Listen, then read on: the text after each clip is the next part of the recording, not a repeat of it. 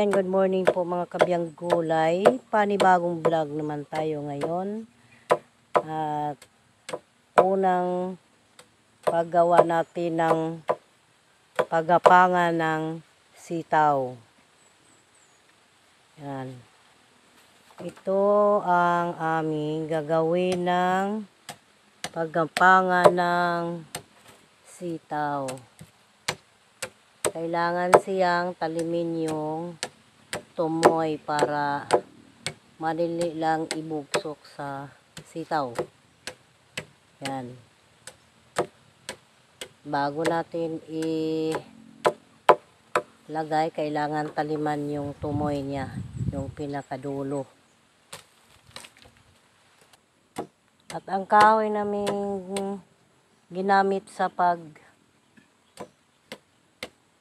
lagay ng paggapangan ng sitaw, mga kabiyang gulay, ang pangalan niya ay, ayan, ang pangalan nitong kahoy ay Madridi Cacao.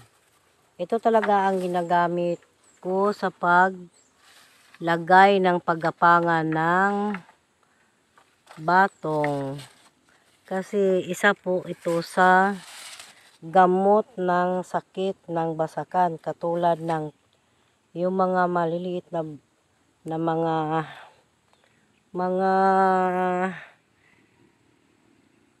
insecticide na nandito sa basakan. Ito para mawala yung insecticide na nakatira dito sa basakan. Kasi nahirapan ang nagtrabaho dito sa basakan na paano nila patayin yung insecticide na ang humay ay magkaroon na magsakit niya ay pumupalayo ang kanyang dahon. Yan, nahirapan sila kung ano talaga ang gamot. Pero ngayon, tinaniman ko na namin ng mga sari-saring gulay para malagyan namin ng Madridi Cacao. Kasi yung Madridi Cacao talaga, yun talaga ang gamot ng mga insecticide dito sa basakan. Ayan. Lalo na pag may tubig, ilagay mo tong mga Madridi Cacao. Ito lang yun ang gamot ng tunggro. Ayun, tawag ba yun, tunggro? Yung para mga bunok na nasa ilalim ng lupa, lapok, putik. Nandyan sila sa ilalim. Kaya mahirap nilang patayin. Kaya ngayon, pag may tubig na, mawala na yung mga insecticide na nakatira sa ilalim ng putik or lupa. Ito lang ang gamot ng mga mananap.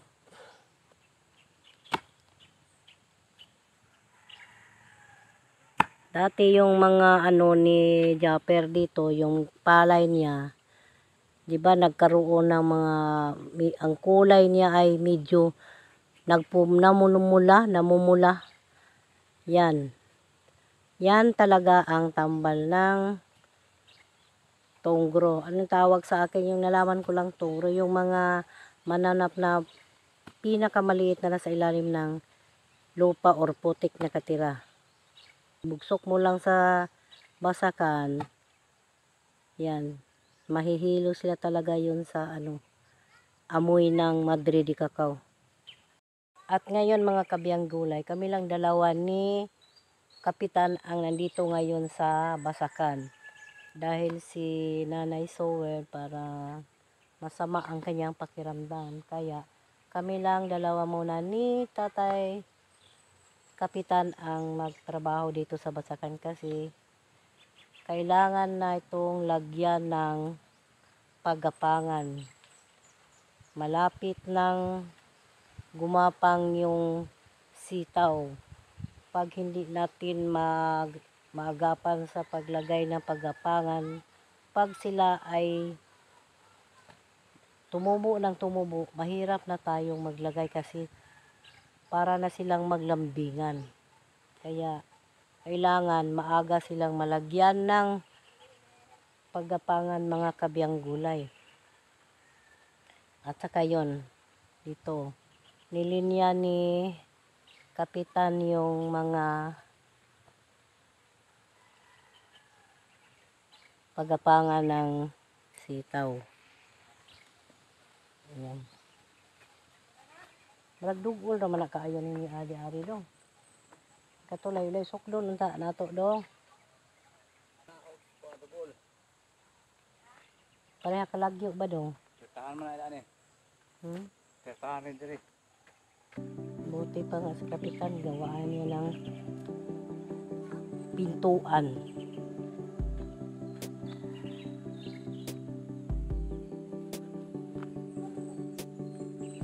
Yan, ito na ang ating mga sitaw, oh. Yan. Maganda ang tubo ng sitaw. Yan.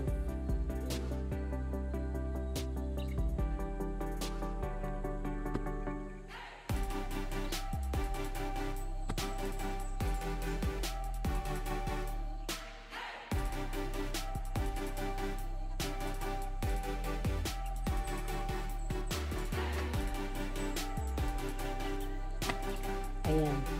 Ito lang kasimple ang paglagay natin, paggawa at paglagay natin ng paggapangan ng sitaw.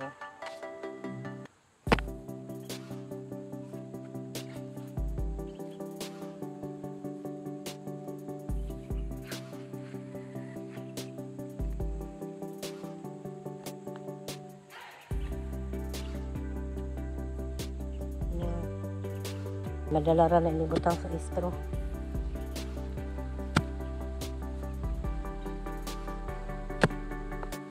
Dako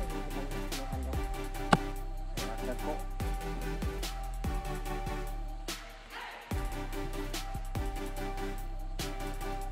Ayan mga kabiyang gulay, hindi pa natapos ang paglinis namin sa isang kahon. Yung isang kahon na lang ang tatapusin namin ang paglinis.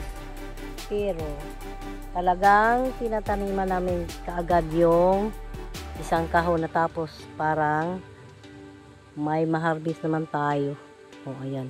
Siguro sa sunod na linggo magha-harvest na kami talaga ng tangkong talaga.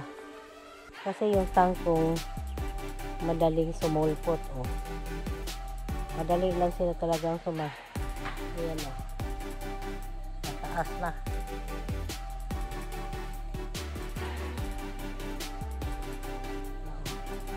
Mga isang dangaw na yung yung taas niya. Isang dangaw na. Yan o. Parang isang dangaw na yung taas ng kangkong mga kabiyang gulay o.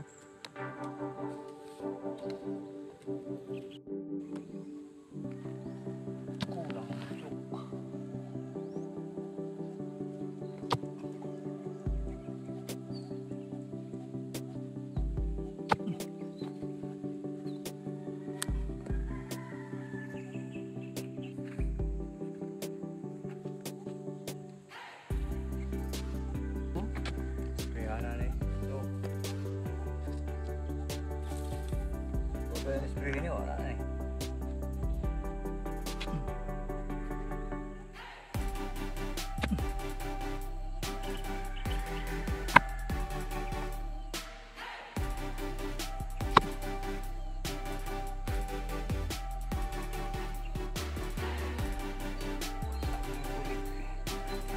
Napay dagko dito dong. Ano ang dagko na oh. Kami na ibutang tos kanto dito.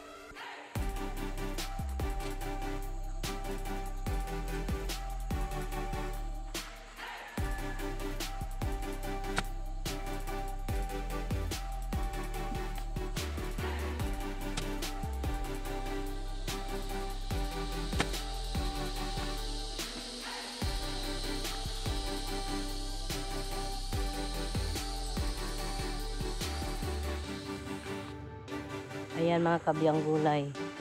Dalawang side ng isang kahon ang nalagyan natin ng madidi kakao. Kulang na lang ng dalawang side paikot ng basakan. Kulang ng madidi kakao.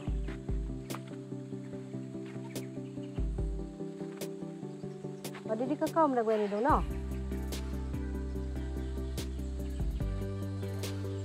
Ha?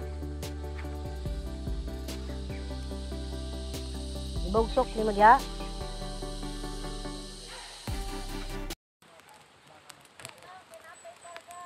Tala na, kay init na.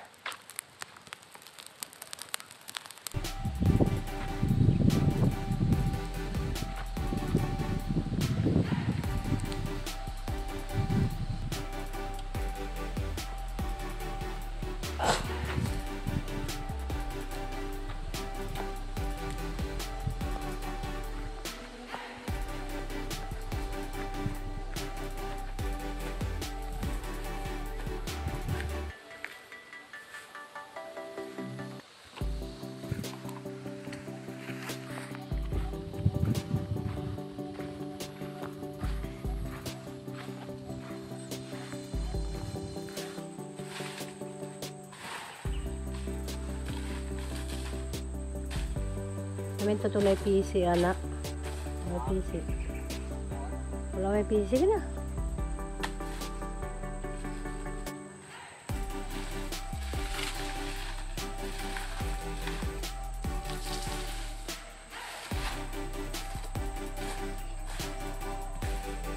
Init na mag-harvest. Init na mag-harvest.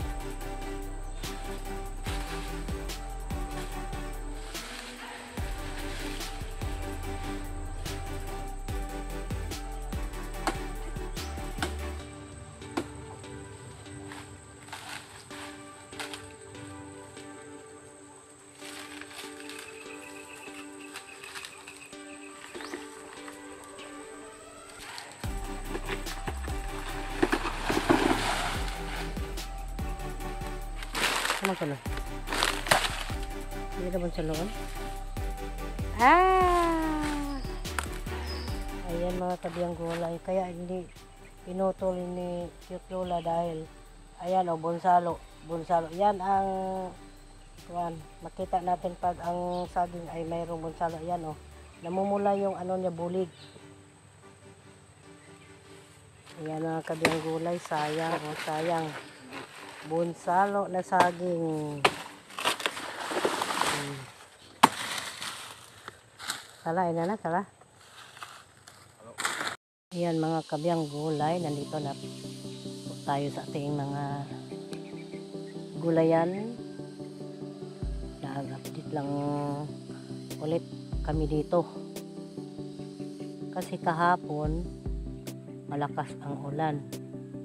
Kaya ngayon binisita ko dito na ang mga gulay dito ay para silang masaya na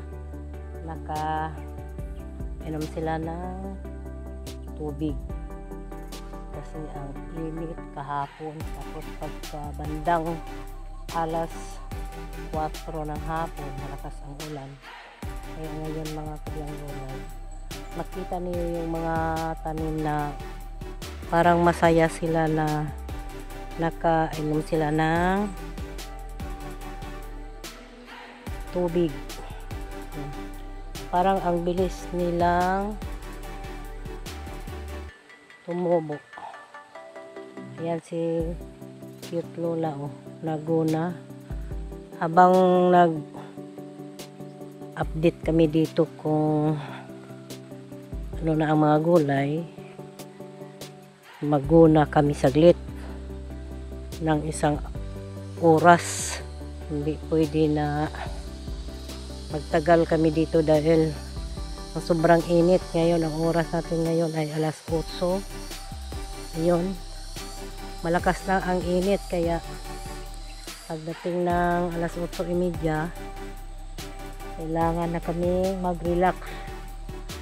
Ayan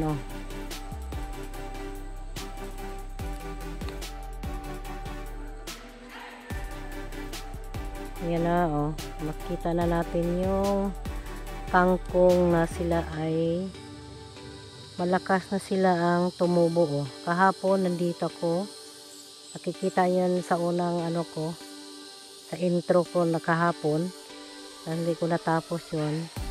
Ngayon nakikita na ninyo yung ano na ang ganda ng kanilang buhay ng tangkong. Ang ganda silang tingnan pag umaga. Pero pagka mamayang tanghali, siguro ano na sila, ano na, medyo na sila masisilawan talaga na malakas na init. Pero sa hapon talaga umuulan dito. Ayan si cute Lola, oh.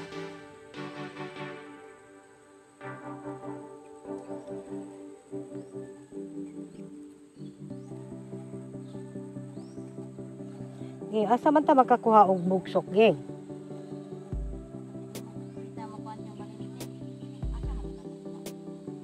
Dana ilang madidikaw lihan. Diyan mas dudong gahapon, nagkuhan lagi siya akong gibadlong kay basig. Naamang ko no'y madidikaw diya, dakan.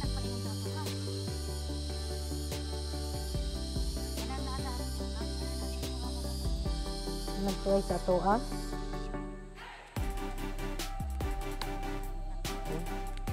Gahapon diri ko gahapon, dili pa ni inani ka labong. Dili pa. Gahapon diri man ko gahapon. Dili. Ulan man, oh.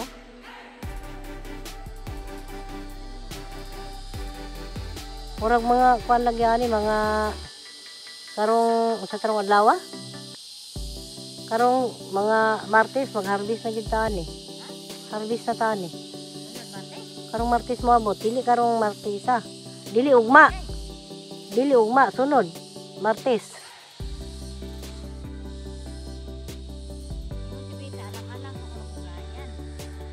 Kani god. Alang-alang yun sa bunlayan, ging. Ha? Alang-alang pa ni sa bunlayan, pero kung kuan ni siya, patag-ason pa nato ning kuan ani, dili ta katulin. May man ni siya nga gagmay pa inani kay pwede ra man ni siya dus-dus-dus-duson. Ug kuan dugay man tani ma kuan. Unya kuan man ni kana amang kinahanglan man ni siya kay gahapon kusog ulan, ina mapulpog man ning bagal ani god. Oh. Na. Ayan mga kabiyang gulay. Sa sunod na Martes, kailangan na kaming mag-harvest. Siguro unang harvest ng kangkong namin. Kaya aabang lang kayo sa mga upload sa pag-harvest namin ng kangkong. Yung unang harvest namin. Kasi yung kangkong talaga, yun ang pinakaunang harvest namin. Kahit sabay-sabay sila sa pag-tanim ng okra at saka yung sitaw, pero una talaga yung ma-harvest. Ging no? Tangkong yun una ma-harvest di ay. Tangkong yun una ma-harvest. Itindes? Ikan pagtanom? Alimot naman ko, mantagatimaan god. Basta kay kuan. Kani, una kita mag-harvest ani. Una gid ang tangkong di ay.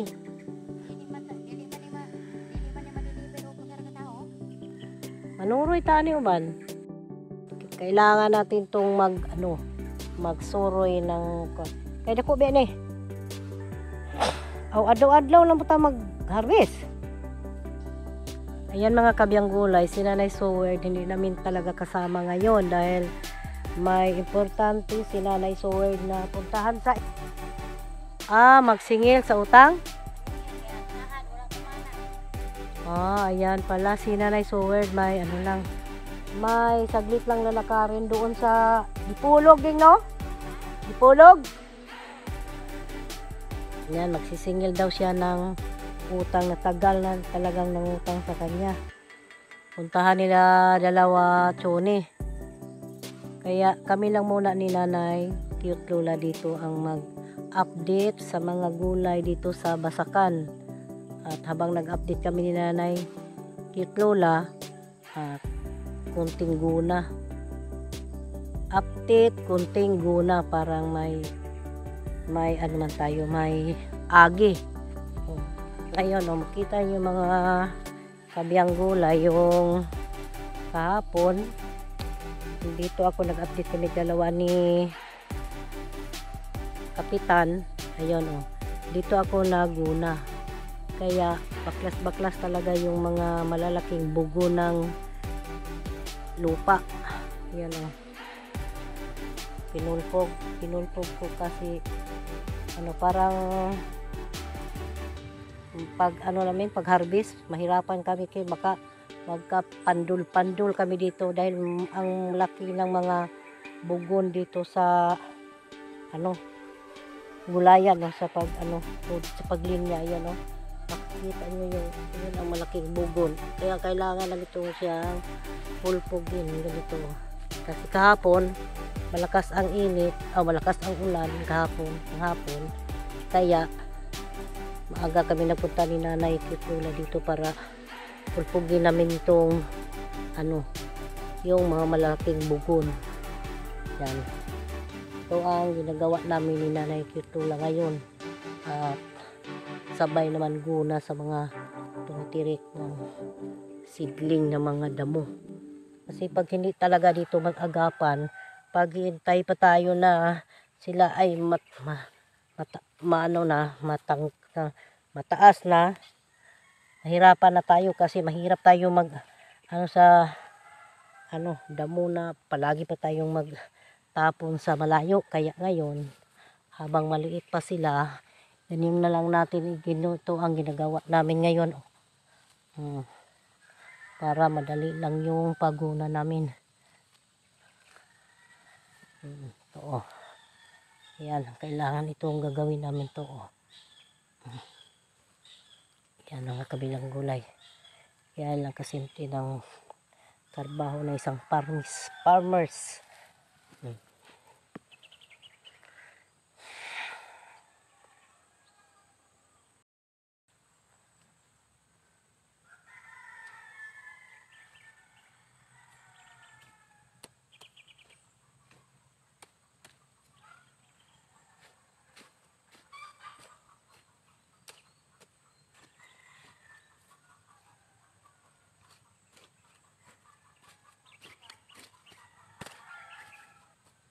Siguro mga kabiyang gulay,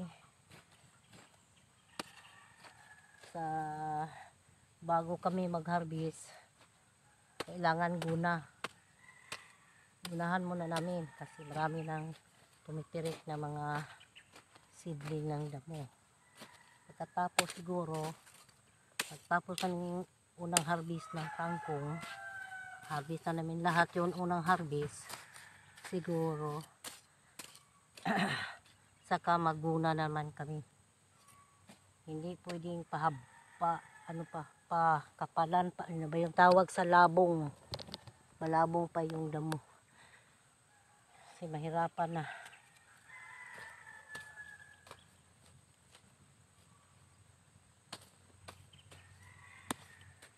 Kasi pag ang seedling ng damo ay tumitirik na sila, maliliit pa, madali lang itong gunahin, lalo na kung mainit. Kasi ganyan mo lang yung mga ganyan mo lang, pag matutukan sila talaga ng init, mamamatay tuloy yung mga seedling. Kaya mga kabiyang gulay, kahit matanda na kaming Tres Marias, habang may lakas pa ang aming katawan na magtrabaho at kailangan din lumalabas yung singot para parang maalis yung mga sa ating katawan. Kasi pagka hindi tayo magpasingot, parang kinakapos yung natin, katawan. Kaya kailangan na pasingot. Itong ginagawa namin habang malakas pang katawan, Mating din ang mga panahon, mga kabiyang gulay na kami may harvest, masaya kami, di ba? Kahit napagod, basta pagdating ng harbisan, masaya kami. Ayan. Aabang kayo sa mga trabaho ng mga matatanda. Kasi ito talaga ang tinuturo ng papa namin yung mga maliit pa kami. Kailangan sa isang araw, sabi ng tatay namin ay bago kami magpunta sa eskwelahan, magtatanim muna daw kami ng kahit isang o dalawang puno na gabi. Para pagdating ng panahon, mayroon tayong makuha na pagkain, lalo kung mag-crisis katulad ngayon mga kabiyang gulay. Di ba? Ngayon, ang sobrang crisis natin ngayon mga kabiyang gulay. Ang mahal ng bugas ngayon, di ba?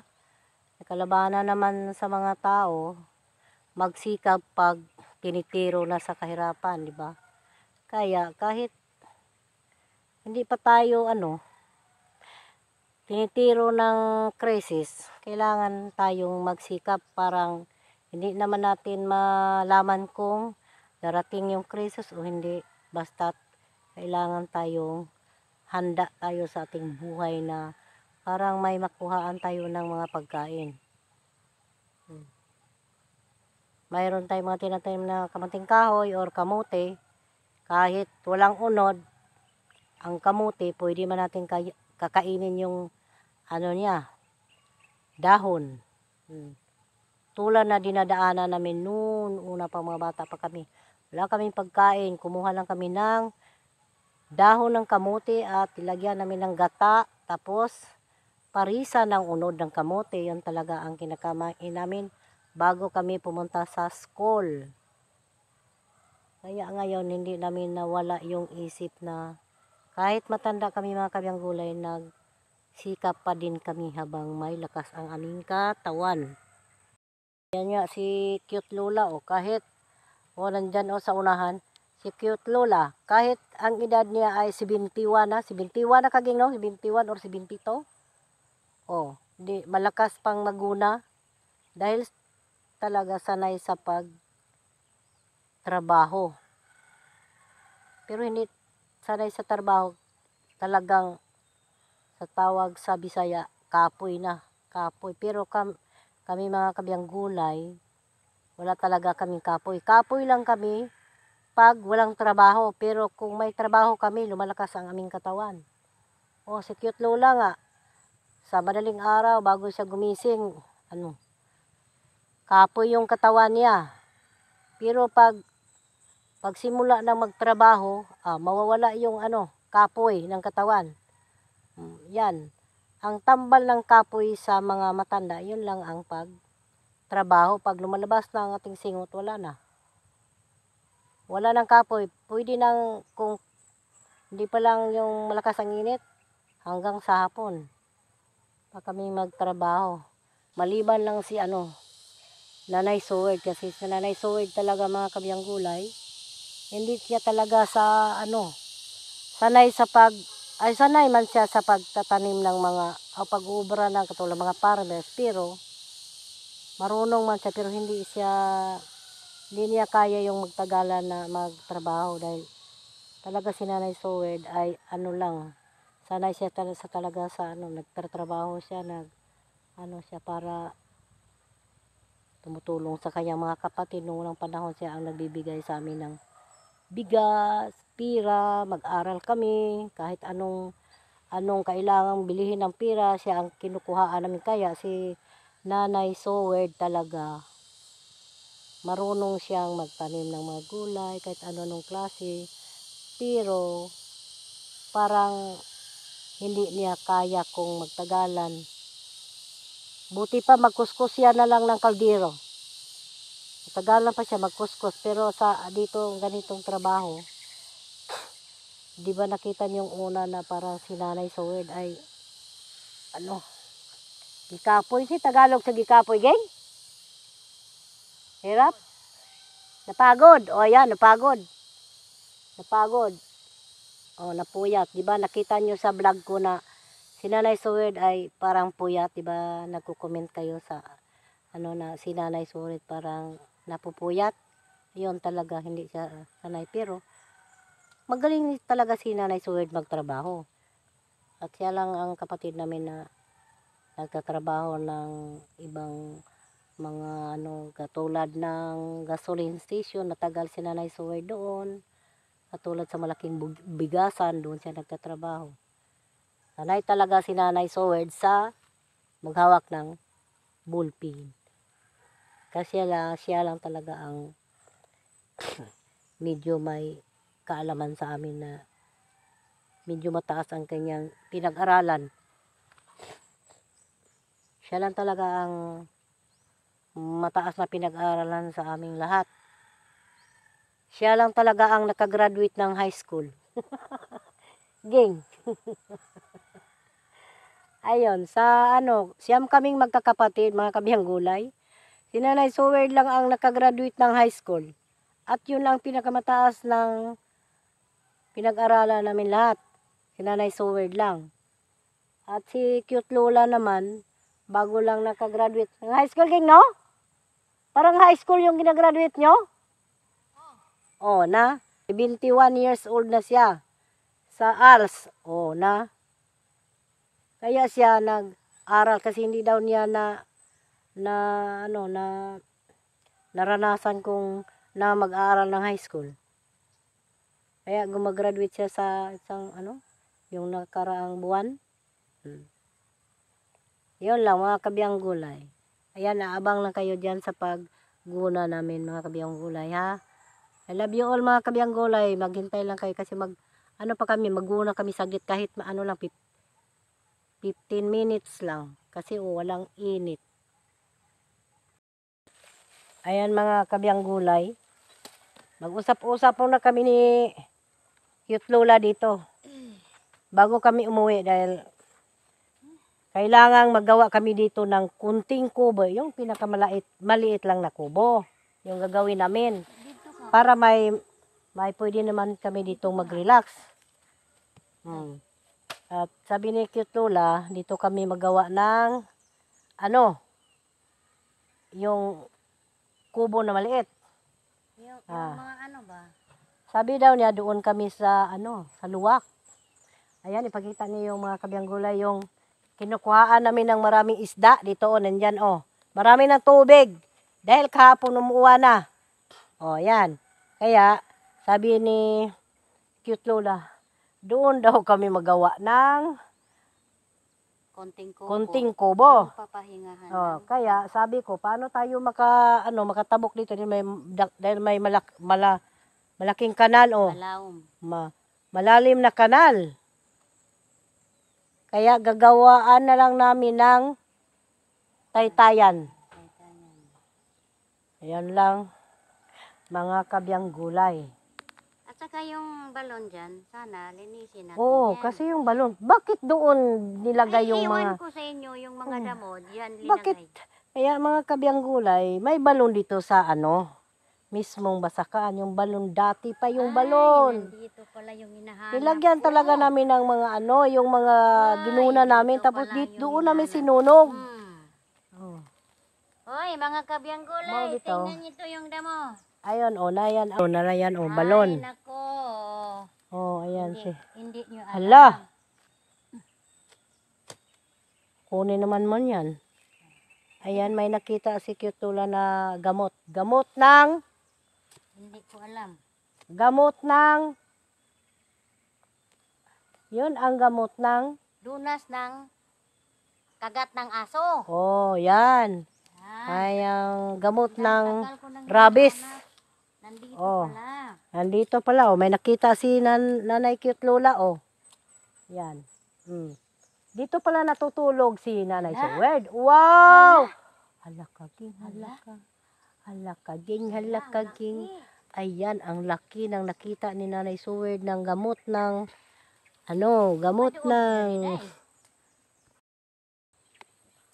ayan mga biyang gulay, Huwag mo naman tanggalan lahat. Para may naman dyan. May matira wala at naman to. tubo na siya. Agay. Okay, Okay. baka uy! Wag, baka lagpot ka dito sa kanal. Putulin mo na lang dyan. Putulin mo na lang dyan. Para may tumutubo dyan, King. O, di ba? Dami na, oh. Oh, tingnan mo. Alam mo ba yung anong pangalan yan? Hindi. Yan ba? Oh, ayan. Ito, yung dahon. Dahon. Yung nandun sa mga kabukiran, tingnan nyo mo yung damo. Ito yung damo. Gamot ng kagat ng aso. Kahit mo hindi injikan. Pag mayroong mga bata, mga tao, mga malaki na kagati ng aso, ito, yung gamot niya. Ito, kainin mo lang to. Hindi na kailangan pumunta ka pa sa doktor. Tiwala. Kasi proven na, tested na namin to. Kasi sa amin walang pera, walang pupunta sa doktor. Kasi ito lang ang kinakain kapag kagati ng aso. Tingnan mo yung dahon niya. Ito, dugay na siguro ni. Dugay na. Tagal na yan dito. Matagal na siguro to dito. Ang tagal ko nang hinahanap. Huwag mo na lang, putulin mo na lang dyan kasi mabuhay yan. man. Ha? Sayang. Hindi man sayang mabuhay yan. Wala na tayong makuha dyan. Hindi. Hindi man to mabuhay. Hindi mabuhay. Iwan ko sa inyo. Mabuhay, manalingsing yan. Ito, kung amuyin mo, parang amoy ng mani. Yung mani.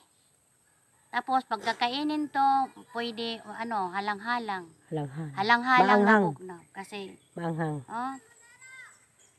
Ayan. tingnan Ilagay mo nyo sa mabuti, baywang. yung gamot. Ilagay mo sa baywang mo. Ha, Ilagay mo sa baywang. ito Baywang ba? Ay, no. Nandito Ang Pero, dami. talagang hindi mo alam yung pangalan yan. Talagang hindi ko alam. Kasi, yung nagsabi sa akin, genuine na quack doctor.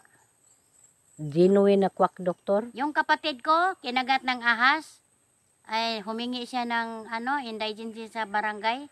Tapos, pumunta siya sa doktor kasi magpa-inject siya.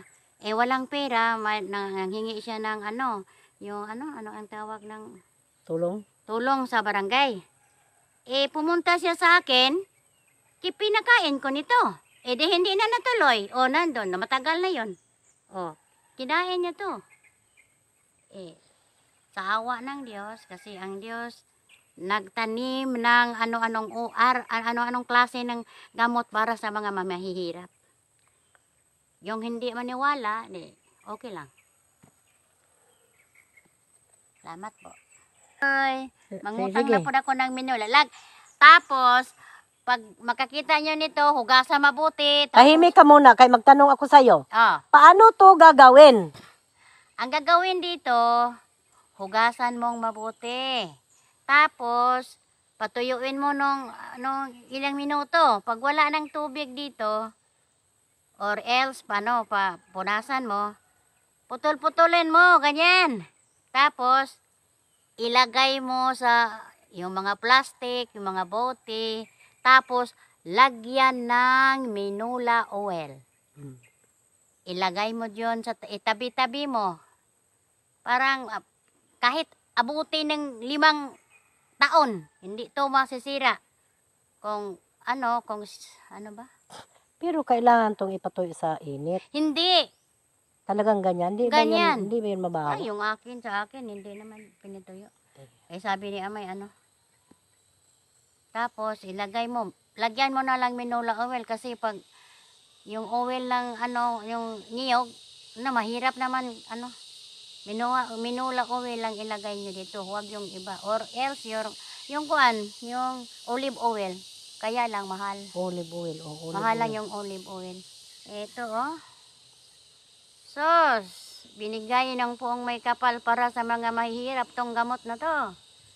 Proven and tested na to sa akin. Niwala kayo sa akin. Makinig Hindi kayo. man ako albularyo, pero alam ko kung anong gamot ng kinagkagati ng ahas. Marami na akong natulungan nito. Ako na naman ang magdidemonstrate sa gamot ng rabies. Oh. Itong gamot ng rabies, pag saan dito siya tumitirik, talagang may ahas na nakatira. Ayan mga kabiyang gulay. Pag itong klaseng gamot, itong klaseng halaman na pag saan siya tumitirik, talagang mayroong nakatira doon na malapit ang ahas. Kasi pag ang ahas, pag hindi sila tumitira pag wala sila talagang panggamot. Kaya ito, pag sila'y nag-aawayan yung mga ahas, yung yung tawag Nag-away. nag-aawayan sila. Kasi yung tawag sa gikapoy.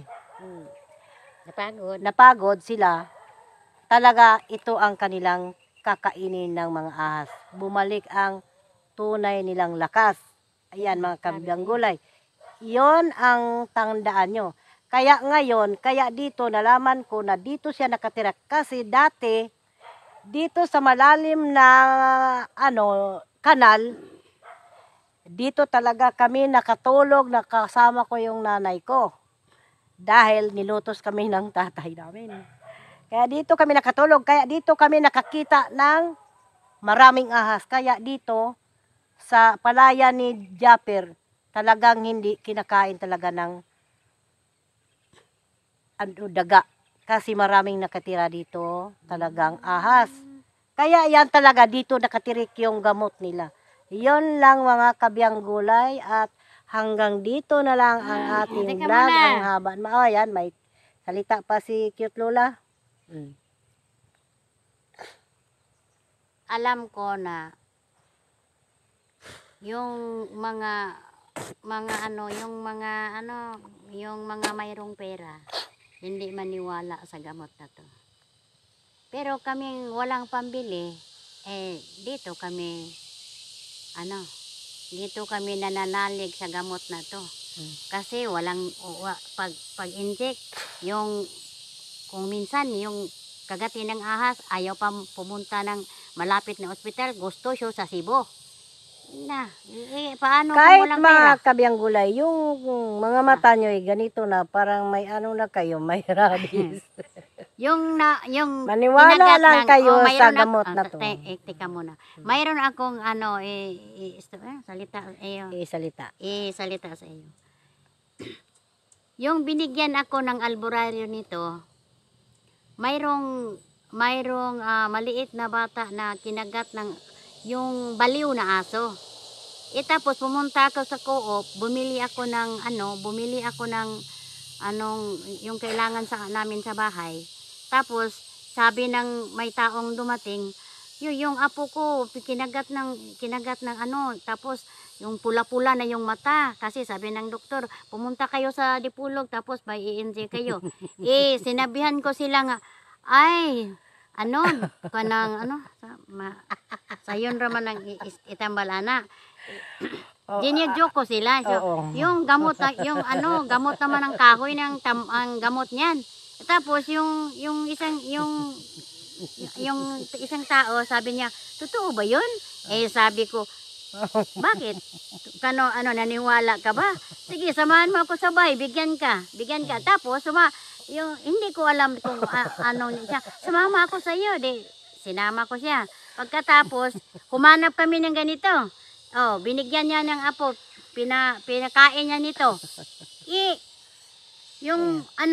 Hindi kami nagkita. Tapos, pagkita namin ulit, matagal na, sabi niya, uy, maraming salamat sa iyo kasi naulian yun. Ay, saplod talaga. Yung apo niya na kumain nito, Saplod talaga din. naulian day? Naayos. Gumaling. Gumaling.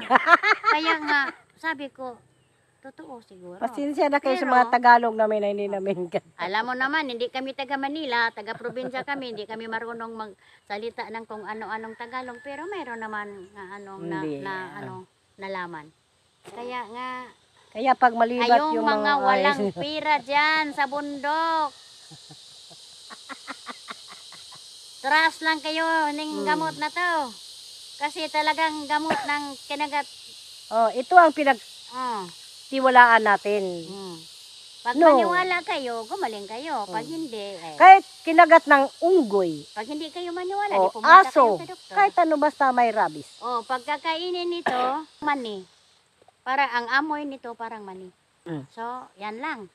Maraming salamat po. Ay mga kabiyanggoy, kahit kami tumatawa, pero talagang totoo yung sinasabi namin na maniwala kayong lahat dyan. At marami pong salamat sa inyong pagsubaybay ng aming mga vlog, mga kabiyanggoy. Sana mawa naman kayo sa amin. Na palagi lang kaming nagguna, pero masaya kami. At sumasayaw saglit. Uwi na tayo kasi gutom na ko eh. Gutom na. Alas 9 na. Ayan. I love you all mga kabiyang-gulay. Abang kayo sa aming mga vlog at sana masaya kayong Sana. tuningin Maraming sa salamat mga inyong vlog namin. panonood. Kahit ngayon kami lang lawan ni Cute Lulak. Yung mga kakilala ko dyan, sinong Maraming salamat po mga kabiyang-gulay. pumunta lang kayo Bye-bye sa na. akin. Bye-bye na kasi Bigyan ko malagpas ito. na tayo. Bye-bye. Bye-bye. Bye-bye. Yung nakakilala Maraming sa akin, salamat po pumunta sa akin, inyong tapos lahat.